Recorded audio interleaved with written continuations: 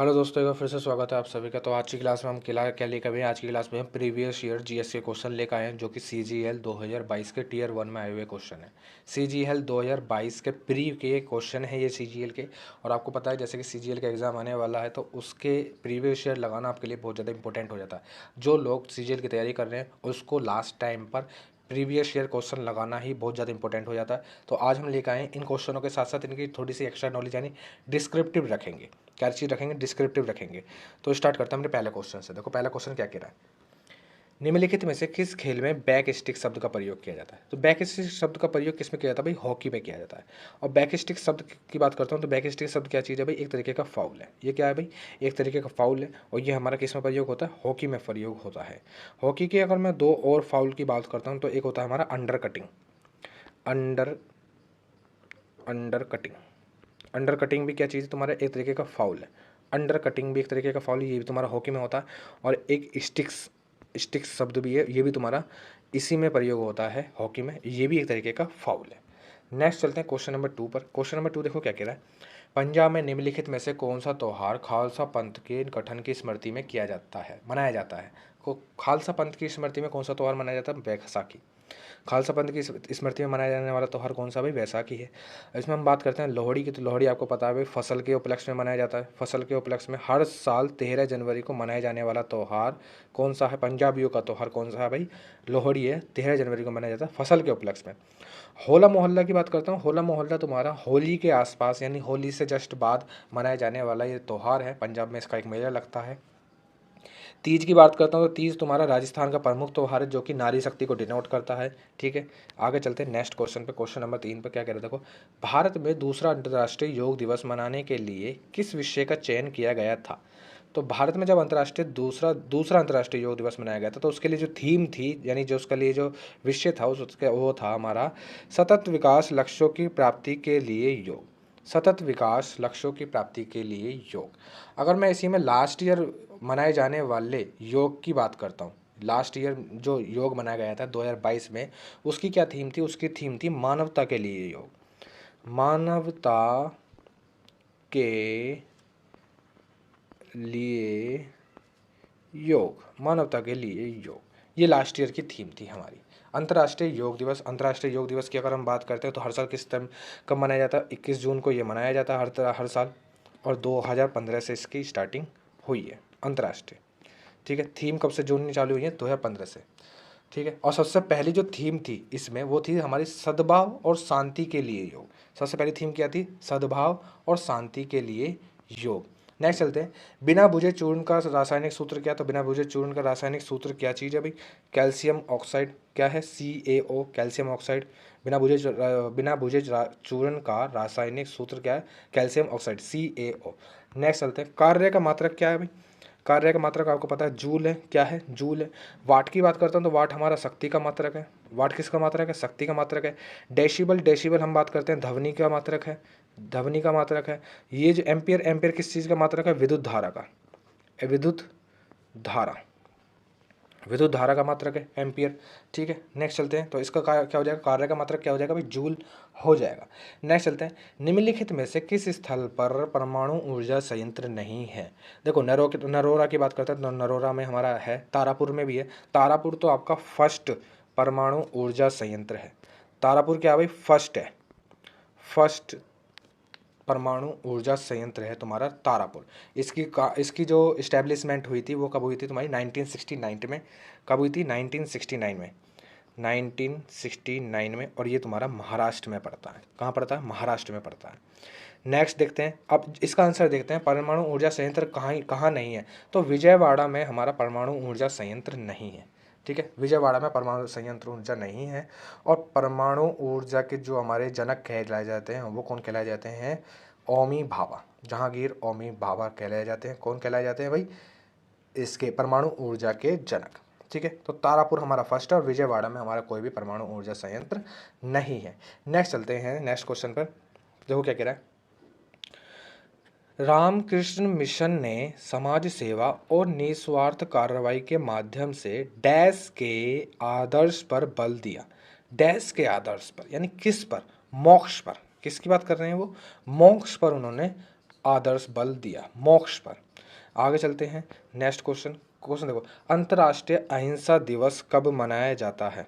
अंतर्राष्ट्रीय अहिंसा दिवस कब मनाया जाता है? तो अहिंसा की हम बात करते हैं तो गांधी जी का एक श्लोक था। तो अंतर्राष्ट्रीय अहिंसा दिवस कब मनाया जाता है? 2 अक्टूबर को। हर साल 2 अक्टूबर को मनाया जाने वाला त्योहार कौन सा है भाई? अंतर्राष्ट्रीय दिवस, अंतर्राष्ट्रीय अहिंसा दिवस। कौन सा? अंतर्राष्ट्रीय अहिंसा दिवस गांधी जी के उपलक्ष्य में मनाया जाता है। नेक्स्ट चलते हैं नेक्स्ट क्वेश्चन पर।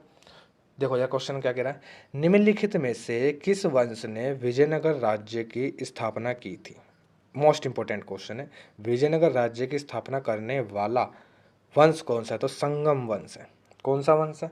संगम वंश है। और इसके संगम वंश के दो जने थे जिन्होंने इसकी स्थापना की थी, आपको पता होगा, हरिहर और बुक्का। हरिहर और बुक्का ने इसकी शुरुआत की थी। तुंगभद्रा नदी के तट पर यह बना हुआ है। कौन? विजयनगर राज्य। विजयनगर राज्य बनाया गया था तुंगभद्रा नदी के तट पर। हरिहर और बुक्का ने इसकी स्थापना की थी 1336 में। कब की थी भाई? 1336 में की थी। कोई दिक्कत नहीं होनी चाहिए। और कौन सा वंश था? संगम वंश ने इसकी शुरुआत की थी, स्थापना की थी विजयनगर साम्राज्य की। विजयनगर साम्राज्य की स्थापना की थी।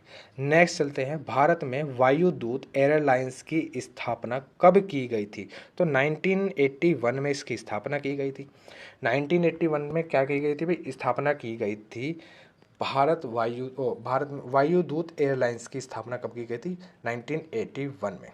नेक्स्ट चलते हैं क्वेश्चन नंबर अगले अगले क्वेश्चन पर। अगला क्वेश्चन देखो क्या कह रहा है, पानी, हवा और बर्फ जैसे विभिन्न कारकों द्वारा परिदृश्य से नष्ट होने को डैश कहा जाता है। तो क्या कहा जाता है? जैसे मान लो कोई पत्थर या कोई चट्टान है, अगर वह पानी, हवा या बर्फ द्वारा छिद्रित होती जा रही है, यानी वो नष्ट होती जा रही है, तो उसको क्या कहते हैं? अपरदन कहते हैं।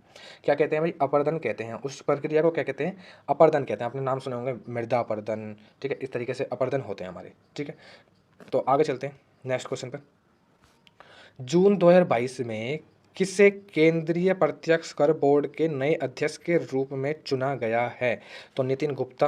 नितिन गुप्ता को हमारे प्रत्यक्ष कर बोर्ड के रूप में चुना गया है, ठीक है। नितिन गुप्ता क्या है? IRS हैं ये हमारे, और ये अब हमारे कौन है? केंद्रीय प्रत्यक्ष कर बोर्ड CBDT के अध्यक्ष हैं। CBDT के अध्यक्ष हैं। नेक्स्ट चलते हैं नेक्स्ट अगले क्वेश्चन पर। निम्नलिखित में से किसे भारतीय शास्त्रीय संगीत में सरोद सम्राट के नाम से जाना जाता है? तो इंपॉर्टेंट क्वेश्चन है, सरोद सम्राट सरोद के नाम से किसे जाना जाता है? तो ये जाना जाता है अमजद अली खान को। किसको जाना जाता है भाई? अमजद अली खान को जाना जाता है। अगर हम बात करते हैं अमजद अली खान की, तो अमजद अली खान जो है हमारे अपने परिवार की छठी पीढ़ी के सरोद वादक रहे हैं। छठी पीढ़ी यानी इनके परिवार में पहले भी और सरोद वादक रहे हैं, ये छठी पीढ़ी के सरोद वादक रहे हैं। और ये जो थे, ये ग्वालियर के दरबार में संगीतकार थे, ग्वालियर के दरबार में।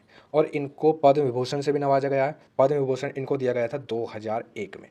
2001 में इनको पद्म विभूषण दिया गया था। और ये ग्वालियर के दरबार में संगीतकार थे, ठीक है। और ये क्या होता है? सरोद सम्राट के नाम से इनको जाना जाता है। सरोद सम्राट के नाम से जाना जाता है। निम्नलिखित में से कौन सा राष्ट्रीय आय अनुमान के तरीकों में से एक नहीं है? कौन सा नहीं है? राष्ट्रीय आय, जिसको हम बोलते हैं राष्ट्रीय नेशनल इनकम्स, ठीक है, राष्ट्रीय आय। तो बैंकिंग विधि की अगर हम बात करते हैं, तो बैंकिंग विधि हमारे राष्ट्रीय आय में नहीं आती है। बैंकिंग विधि क्या चीज़ है भाई? राष्ट्रीय आय में नहीं आती है बैंकिंग विधि। आगे चलते हैं नेक्स्ट क्वेश्चन। संसद शब्द को डैश को संदर्भित करता है। संसद शब्द जो है किसको संदर्भित करता है? राज्यसभा को, लोकसभा को, राज्य विधायिका को, राष्ट्रीय विधायिका को। तो संसद आपको पता है, संसद लोकसभा और राज्यसभा दोनों से मिलकर बनती है। तो राष्ट्रीय विधायिका बनती है। तब क्या बनती है? राष्ट्रीय विधायिका बनती है। संसद और लोकसभा को मिलाकर के क्या बनती है भाई? राष्ट्रीय विधायिका बनती है। तो संसद शब्द का जो प्रयोग किया जाता है वो कब किया जाता है? किसके लिए किया जाता है? राष्ट्रीय विधायिका के लिए किया जाता है। संविधान के 5वें भाग में आता है हमारा राष्ट्रीय विधायिका। कहाँ पर आता है? संविधान के 5वें भाग में आता है, ठीक है। आगे चलते हैं नेक्स्ट क्वेश्चन पर। किस राज्य के मुख्यमंत्री ने पोषण स्तर में सुधार के लिए राज्य के सभी आंगनवाड़ी में बच्चों को दूध और अंडे उपलब्ध कराने के लिए महिला एवं बाल विकास विभाग की एक परियोजना का उद्घाटन किया है? तो हमको पता है इसकी जो उद्घाटन किया है वो केरल के मुख्यमंत्री ने किया है। किसने किया भाई? केरल के मुख्यमंत्री ने किया। और वहाँ के मुख्यमंत्री है कौन? पिनाराई विजयन। कौन है भाई? पिनाराई विजयन। कौन है भाई? पिनाराई विजयन है वहाँ के मुख्यमंत्री। इन्होंने इसकी क्या करी है भाई? शुरुआत की है। क्या की गई है? शुरुआत की है कि आंगनवाड़ी में अब दूध और अंडे भी शामिल किया जाए। आंगनवाड़ी के जो मील है उसमें दूध और अंडे भी शामिल किए जाएँ। केरल के मुख्यमंत्री ने। नेक्स्ट चलते हैं, डैश की सरकार द्वारा एक ऊंट संरक्षण और विकास नीति की घोषणा की गई है। तो आपको पता है ऊंट कहाँ पे चलते हैं भाई, हमारे राजस्थान में चलते हैं, रेगिस्तान में। कहाँ पे चलते हैं, तो रेगिस्तान में। तो राजस्थान की सरकार ने ये किया है ऊंट संरक्षण और विकास नीति, ऊँटों को बचाने के लिए। ठीक है, ऊँटों की जो घटती संख्या है उसको देखते हुए ये ऊँटों के संरक्षण में ये किया गया है। और वहाँ के जो सीएम है वो कौन है भाई, अशोक गहलोत। कौन है, अशोक गहलोत, अशोक गहलोत। ठीक है, ऊँटों की कमी को देखते हुए वहाँ के ऊँट संरक्षण और विकास नीति के लिए ये एक परियोजना बनाई गई है। ठीक है, आगे चलते हैं नेक्स्ट क्वेश्चन। भारत के निम्नलिखित राष्ट्रपतियों में से कौन योजना आयोग का अध्यक्ष भी था। इंपॉर्टेंट क्वेश्चन है। योजना आयोग का अध्यक्ष रहने वाला व्यक्ति जो कि हमारा राष्ट्रपति भी है, कौन था, प्रणब मुखर्जी। कौन थे भाई, प्रणब मुखर्जी। प्रणब मुखर्जी राष्ट्रपति रहने से पहले योजना आयोग के अध्यक्ष भी रह चुके हैं। और जो इनका कार्यकाल था वो क्या था भाई, 1991 से 1996 तक इनका कार्यकाल था योजना आयोग के अध्यक्ष के रूप में। और ये हमारे कब, 2012 से 17 में क्या बने, हमारे राष्ट्रपति बने। कौन से, 13वें राष्ट्रपति बने। कौन से राष्ट्रपति बने, 13वें। गोल्जी उपकरण में परिपक्व भाग है, गोल्जी उपकरण में तो परिपक्व भाग कौन सा है, अवतल भाग है। कौन सा भाग है भाई, अवतल भाग है तुम्हारा। कौन सा, गोल्जी उपकरण में कौन सा परिपक्व भाग है, अवतल भाग को परिपक्व भाव है। आगे चलते हैं, राजा राम मोहन राय ने ब्राह्मणों सभा नामक एक सुधार संघ की स्थापना की, जिसे बाद में डैश के रूप में भी जाना गया था। तो राजा राम मोहन राय ने किसने की थी, ब्रह्म समाज की। किसकी की थी भाई, ब्रह्मो समाज यानी ब्रह्म समाज की थी स्थापना। राजा राम मोहन राय ने किसकी की थी भाई, ब्रह्म समाज की थी। और इसकी स्थापना कब की गई थी, इसकी स्थापना कब की गई थी, तो इसकी स्थापना की गई थी 1828 में। 1828 में इसकी स्थापना की गई थी। ठीक है, आगे चलते हैं नेक्स्ट क्वेश्चन पे। जाइलम ऊतक का डैश भाग यानी कौन सा भाग भोजन का संग्रह करता है, यानी भोजन का संग्रह करने वाला कौन सा भाग है, तो जाइलम मृदुक। जाइलम मृदुक, मृदुतक, जाइलम मृदुतक कौन सा भाग है भाई, जाइलम मृदुतक क्या करता है, भोजन का संग्रह करता है। नेक्स्ट चलते हैं, निम्नलिखित में से किस संगीतकार ने दक्षिण अफ्रीका के बांसुरी वादक वाउटर कैलरमैन के सहयोग से अपने एल्बम विंड्स ऑफ संसार के लिए 2015 में ग्रैमी जीता था। तो ग्रैमी की जब हम बात करते हैं तो ग्रैमी शब्द किस में है तुम्हारा, ग्रैमी शब्द किस में है भाई, ग्रैमी शब्द है तुम्हारा सिंगिंग में, ग्रैमी अवार्ड। तो ये किसने किया था, रिकी क्रेज ने। किसने जीता था भाई, रिकी क्रेज ने जीता था एल्बम विंड्स ऑफ संसार के 2015 में। ग्रैमी किसने जीता था, रिकी क्रेज ने जीता था। किसमें दिया जाता है ग्रैमी, तुम्हारा सिंगिंग में सर्वोच्च पुरस्कार है, सिंगिंग में सर्वोच्च पुरस्कार। नेक्स्ट चलते हैं, निम्नलिखित में से किस राज्य, भारतीय राज्य में हड़प्पा नगर नहीं पाए गए हैं, यानी किस में हड़प्पा नगर यानी हड़प्पा स्थल नहीं पाए गए हैं। अगर हम बात करते हैं गुजरात की, तो गुजरात में आपको पता है प्रमुख स्थल पाए गए हैं लोथल वगैरह। राजस्थान में भी हमको बहुत सारे स्पॉटेड मिले हैं। हरियाणा की भी हम बात करते हैं।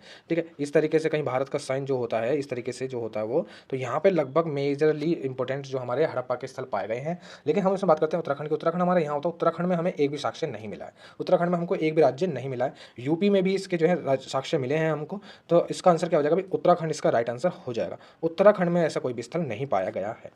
नेक्स्ट चलते हैं, कोयला का जलना डैश एक उपकरण है, यानी उदाहरण है। किसका उदाहरण है, कोयले का जलना किसका उदाहरण है, तो ये है तुम्हारा संयोजन अभिक्रिया का। किसका उदाहरण है भाई, संयोजन अभिक्रिया का उदाहरण है कोयले का जलना। नेक्स्ट चलते हैं, स्वतंत्रता के अधिकारों में सबसे प्रमुख अधिकार डैश है।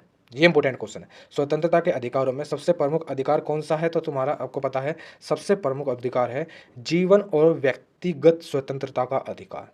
जीवन और व्यक्तिगत स्वतंत्रता का अधिकार ही स्वतंत्रता के अधिकारों में सबसे पहला और प्रमुख और मोस्ट इंपॉर्टेंट अधिकार होता है। जीवन जीने का और व्यक्तिगत स्वतंत्रता, प्राइवेसी का राइट्स होना। ठीक है, तो आज हमने देखा भाई जीएस के प्रीवियस ईयर क्वेश्चन जो 2022 के टीयर वन में आए हुए क्वेश्चन है। तो इसी तरीके से और वीडियो भी आती रहेंगी जो आपकी तैयारी को और बेहतर बनेंगे। तो मिलते हैं नेक्स्ट वीडियो में।